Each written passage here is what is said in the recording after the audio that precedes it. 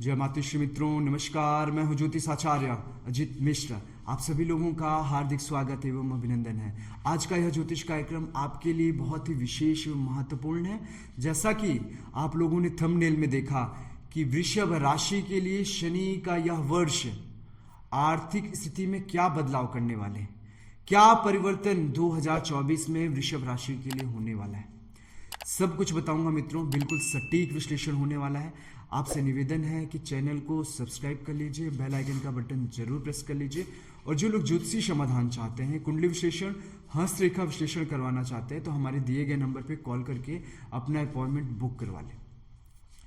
वृषभ राशि, शुक्र राशि, यानी कि जो वृषभ है ना, वो शुक्र की राशि है और दैत्य गुरु शुक्राचार्य शनि के गुरु हैं, राहु केतु के गुरु हैं। और शुक्र के लिए शनि मित्रता भाव से देखते हैं और शनि आप के लिए मित्रता ही निभाने वाले हैं 2024 में। आर्थिक स्थिति में आपको एक बहुत बड़ा योगदान देने वाले हैं। काल पुरुष कुंडली में शनिदेव को 2 स्थान दिया गया है। एक है दशम स्थान कर्म भाव और दूसरा है 11th हाउस, जो कि लाभ भाव कहा जाता है, एकादश भाव कहा जाता है। शनिदेव वर्तमान स्थिति में आपके कर्म भाव पे विराजमान है, आपके 10th हाउस में विराजमान है। शनिदेव का कार्य क्या है, पहले इस बात को समझते हैं। शनिदेव कर्म फल दाता है, न्यायाधीश है। आपके कर्मों को टटोलेंगे कि आपका कर्म किस प्रकार से है। अगर गलत कर्म कर रहे हैं तो उसका गलत परिणाम आपको मिलेगा। एक होता है प्रारब्ध, जो आपने पूर्व जन्म में किया हो और इस जन्म में किया हो। अगर इस जन्म का और पूर्व जन्म का कर्म में खराबी है तो वो इस कर्म में, इस जन्म में आपको भोगना पड़ेगा। और प्रारब्ध कर्म अच्छे हैं तो आपको इस जन्म में अच्छे चीजें मिलने वाली है और ये टेस्टिंग आपके साथ चालू हो चुकी है। और जब सूर्यदेव मकर में प्रवेश करेंगे तो एक परिवर्तन होगा, क्योंकि जब मकर में आएंगे तो वो शनिदेव का स्वयं का घर है और शनिदेव आपके एकादश भाव में विराजमान है। और जब भी सूर्य एक परिवर्तन लेता है, एक वर्ष पूरा करता है, तो आपके कर्मों का नया हिसाब शुरू होता है। तो शनिदेव यहां पर कर्मों का हिसाब के लिए आए हुए हैं। आर्थिक स्थिति को लेकर चर्चा करूंगा। सबसे पहले शनि की स्थिति मैंने पहले ही बता दी है कि आपके 10th हाउस में है। 10th हाउस में बैठ करके 3 दृष्टियों से, तीसरी, 7वीं और 10वां दृष्टि से आपको कुछ महत्वपूर्ण परिवर्तन करेंगे। देवगुरु बृहस्पति का भी सहयोग आपको मिलने वाला है। देवगुरु बृहस्पति भी स्वतंत्र हो चुके हैं। और क्या क्या आपके साथ सकारात्मक बदलाव इस वर्ष होंगे।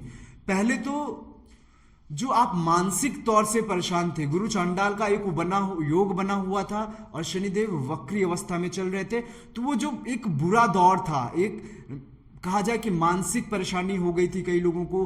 कई लोगों के घरों में दूरी बन गई, कुटुंब भाव में थोड़ी सी दिक्कतें अड़चने वगैरह थी। कई लोगों के दाम्पत्य जीवन में समस्या रही। कई लोगों का बॉस वगैरह से अनबन चलता रहा, कुछ लोगों का चल रहा होगा।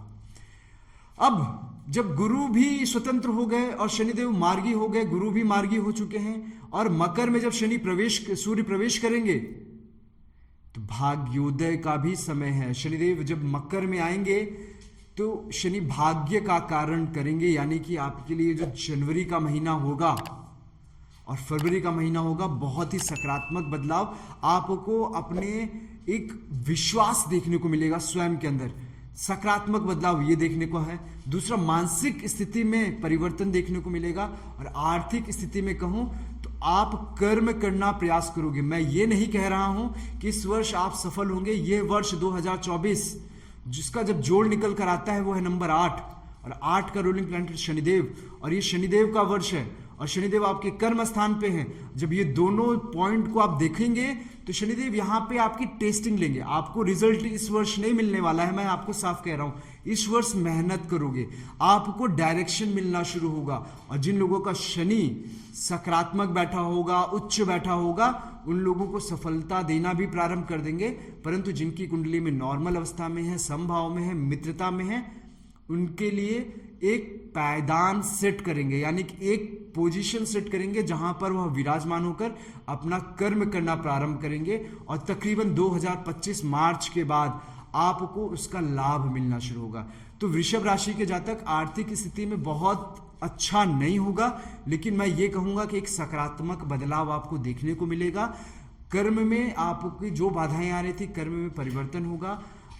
पहला, तीसरी दृष्टि से जब शनिदेव आपके 12th हाउस को देखेंगे और वहां पे गुरु विराजमान है, और जब गुरु और शनिदेव की दृष्टि होगी तो आपको थोड़ा सा धर्म में लगना होगा, धर्म की चीजों का कार्य करना पड़ेगा। 7वीं दृष्टि से आपके सुख के स्थान को भी देख रहे हैं, आपको अपने कर्मों में नियंत्रण रखना होगा और अपने विचारों में नियंत्रण रखना होगा, क्योंकि चंद्रमा 7वीं दृष्टि से विषयोग भी बना रहे हैं, और जब विषयोग बनेगा ना तो मन भ्रमित होगा, मन इधर उधर भागेगा, तो आपको इन सब चीजों से भी बचना होगा। तो गंदे विचार, किसी के लिए बुरा विचार लाना इस वर्ष एकदम नहीं रखिएगा, दूसरों के लिए अच्छा सोचिएगा।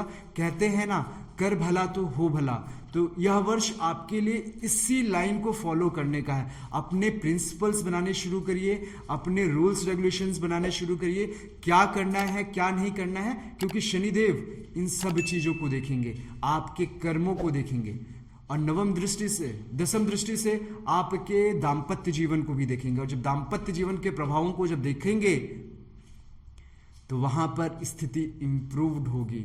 जो लोगों का केस वगैरह चल रहा होगा वहां पर उनको कुछ डायरेक्शन मिलना शुरू होगी। डायरेक्शन का मतलब एक रास्ता मिलना शुरू होगा, जो अंधेरा जैसा हो गया था वो सारी चीजें समाप्त हो जाएंगी। और एक नकारात्मक बदलाव जो मैंने बताया आप लोगों को कि शनि कर्म फल दाता है, तो अपने को अच्छे विचारों से युक्त रखना है, कोई भी गलत कार्य नहीं करने हैं, किसी से चीट नहीं करना है, संबंध नहीं बनाने हैं किसी इलीगल रिलेशन वगैरह से। तो इन सब चीजों को बहुत ही ध्यान देना है। एक उपाय बता दे रहा हूं आपको, ये जिसकी कुंडली में शनि की स्थिति नहीं सही होगी, महादशा चल रहा होगा, या फिर शनि शत्रु भाव में होगा या अति शत्रु भाव में होगा, तो आपको मकर संक्रांति आ रही है। मकर संक्रांति के उपरांत आपको अपनी वजन के अनुसार दशांश, अगर आप समझ लीजिए कि आपका वजन 70 किलो है तो 7 किलो काला तिल आप नदी में प्रवाहित कर दीजिए, और ये मकर संक्रांति के दिन आपको करना है। आपको विशेष लाभ मिलेगा, आपके कर्मों में भी आपको बदलाव देखने को मिलेगा, और एक सकारात्मक आर्थिक स्थिति में बदलाव देखने को मिलेगा। ओवरऑल आपको मैं 2 मिनट में बता दे रहा हूं कि जो ये स्थिति है आपके लिए, ये स्थिति आपके कर्म अनुसार करेंगे तो इसका फल आपको बाद में मिलेगा। अभी आपको कर्म करना है, कर्म से पीछे नहीं हटेगा। आशा करता हूं वीडियो आपको समझ में आया होगा। अगर अच्छा लगा है वीडियो तो कमेंट जरूर डालिएगा, और चैनल को सब्सक्राइब कर लीजिए, बेल आइकन का बटन जरूर प्रेस कर लीजिए। और जो लोग ज्योतिषी विश्लेषण करवाना चाहते हैं, कुंडली विश्लेषण, हस्तरेखा विश्लेषण करवाना चाहते हैं, तो हमारे दिए गए नंबर पर कॉल कर लीजिए। मिलते हैं अगले वीडियो में, तब तक के लिए नमस्कार, जय माता दी।